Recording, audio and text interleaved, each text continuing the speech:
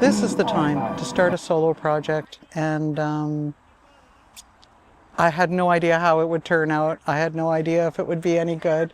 I'm always concerned that I'm not a singer, like a soul singer, or I've been very spoiled working with some of the greatest singers in Canada, really, through the Women's Blues Review, through the bands I've been in. Honestly, I've been so spoiled. But it occurred to me that maybe nobody can sing the songs I wrote better than I can. So I started writing for my own voice in the keys that suit my voice. And somehow, some way, step by step, I realized I had a plan.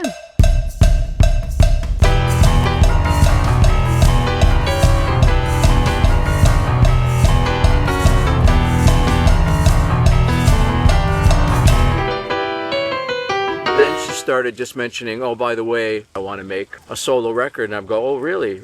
Have you been solo before? No. I don't really have a process. All my songs come from different places in different ways. Mm-hmm. Sometimes melody first, sometimes lyrics first. I love Lily's whole vibe across the board. I think her personality shows in her songs very much so. Her lyrics, very much tongue-in-cheek, very much make you think, make you do a little smile, and just kind of like, I wish I had said it that way. I'm in a hurry, I'm in a rush, like it's 90 degrees and there's ice cream in the trunk. I gotta get there, I gotta go. If I don't leave now, gonna bail, let it go. So I'm a big fan. I was really smart to marry her 25 years ago.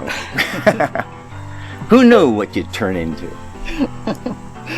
Yeah, well, there's hundreds of dollars to be made in this business. Oh, yeah, maybe thousands now. You've been very patient with me, and so unconditionally loving. It's been... Well, it's a joy to see you having joy, experiencing joy, and bringing more beauty into the world. I love that we want each other to be happy and free. Well, it's called being married. It doesn't feel like a tether to me. Or no, it feels... A covenant is a way of being free. Yeah.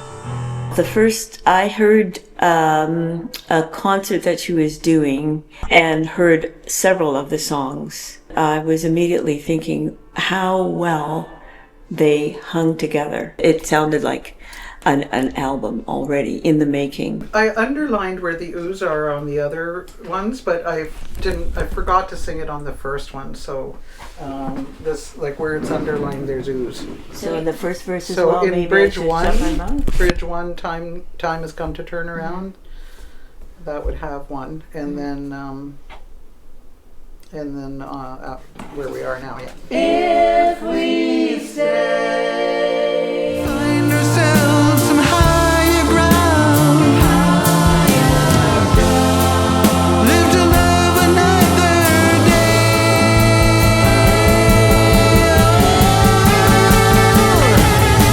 We better slide. Can't you hear the ice is breaking? We better slide before it breaks and the fire drowns. We can make it through this night if we all just hang on tight. Hold on tight. We better stop. Comments, please. How'd you like us? Please take a moment to give us your comments regarding your experience doing business with the villagers. Thank you. Thank you. My song "Goodnight, Sweetheart" was written about a year after my mother died. She spoke her last lucid words to me as I was leaving her bedroom.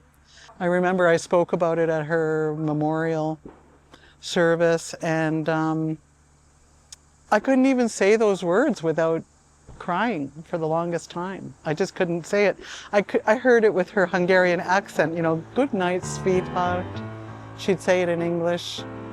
So about a year after she died, I started writing the song. The impact of my mother's death was profound. She was the last Holocaust survivor in the family. I was raised by an entire family of Holocaust survivors.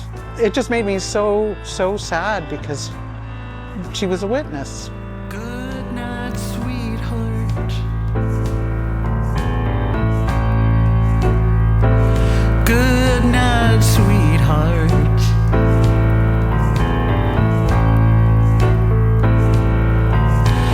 Might be the last time. We are in Beamsville, Ontario, on the original farm that my parents purchased. But yeah, this was my stomping ground. We had a fruit farm. We had apples, peaches, pears, plums, sweet cherries, sour cherries, and grapes, and chickens. Seems like you had an idyllic childhood here. It was pretty good. Yeah.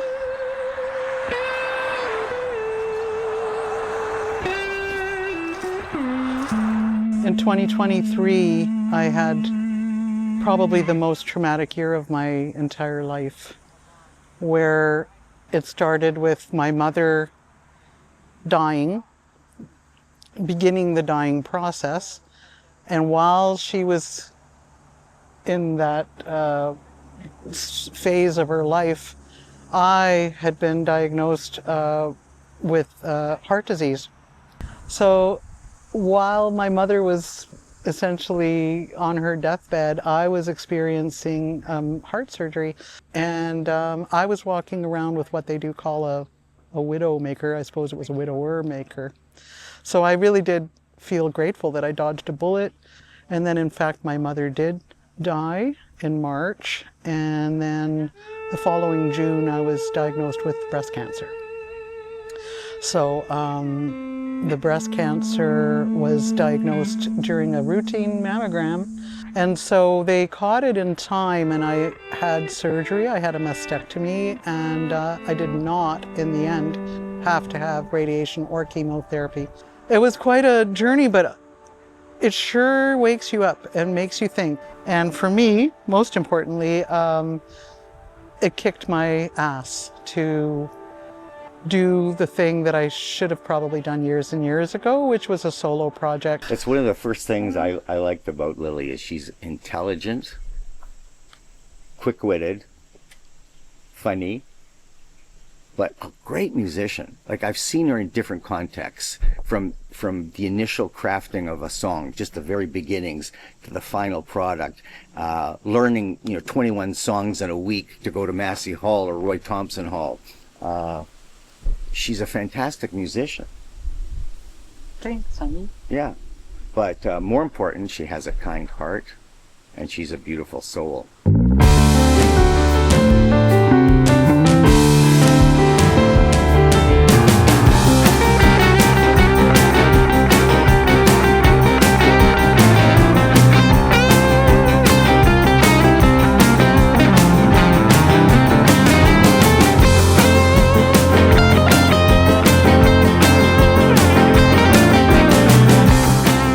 Really proud of her, and I'm super happy for her because I can just tell how fulfilling this is for her. So it's been a great pleasure to actually be able to be part of it. The songs were so Lily.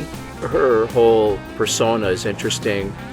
She's, like I said, a great storyteller, and the musicians she used on the particular recording are just top-notch, and some of the performances are quite breathtaking, to be honest.